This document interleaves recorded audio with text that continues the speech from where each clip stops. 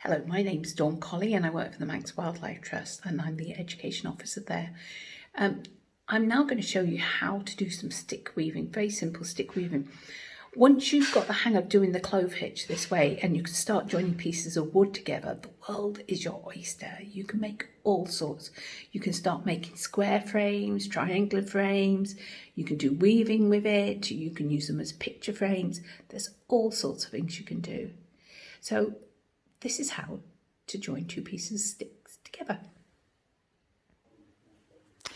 So to make this, you'll need some wool and you will need two pieces of sticks, which are probably about the same sort of length. I like to use variegated yarn just because it just makes a very interesting pattern as you weave. So we're just going to set the sticks to one side and I'm going to show you how to make a clove hitch. So I'll go through this a couple of times just so that you get used to it. You need to loop over the top. There we go. So can you see this piece of wool is going over the top of the underneath bit. The second one, you need to loop underneath and you need to get them quite close together. Can you see? So this one comes under here, goes round, goes over, and then goes under. And this is quite important. If you grab both of the cross bits, okay, pick it up, you see how they're flopping down already, just bring them together, okay, and you're going to, it's best to choose the smoothest bit of wood. You will just literally pop it over your piece of wood, make sure this is just a little bit fiddly, this bit, so you need to hold on to the end and just pull tight. Here we go. You see? And now that yarn is firmly attached to your piece of wood and you can start weaving again. I'll just go over that again because this is the trickiest bit. Once you can do a clove hitch, like I said, you can do all sorts of things. So here we go. Put your wool down. Loop. Make sure that it goes over the top. The second loop, make sure that it goes underneath and make sure as well that those two loops are big enough that your stick will be able to slide through it quite easily. Grab both those crosses, pick it up, can you see how it's flopping down? Turn them both together, pop your stick through, okay, put it down to about the middle of the stick. Now when you're pulling, remember, get that loose end. It's easiest to hold it against your stick with your thumb and then just pull on the other end and it will tighten up. Okay, so now with that clove hitch that's fully attached onto your stick, you're going to place your second stick as a cross and we're going to start lashing. That just means joining the two sticks together with the yarn.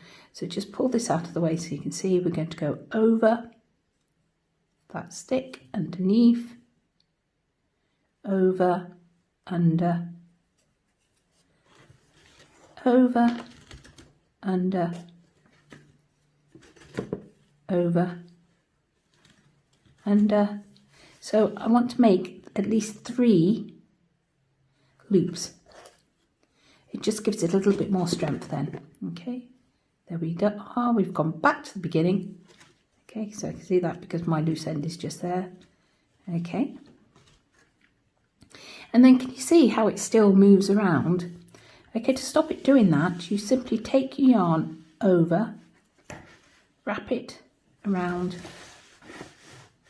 the centre, really tight. Can you see it pulling in, pulling in, pulling in? Okay, and just to fasten that off now, I'm just going to loop it down that stick.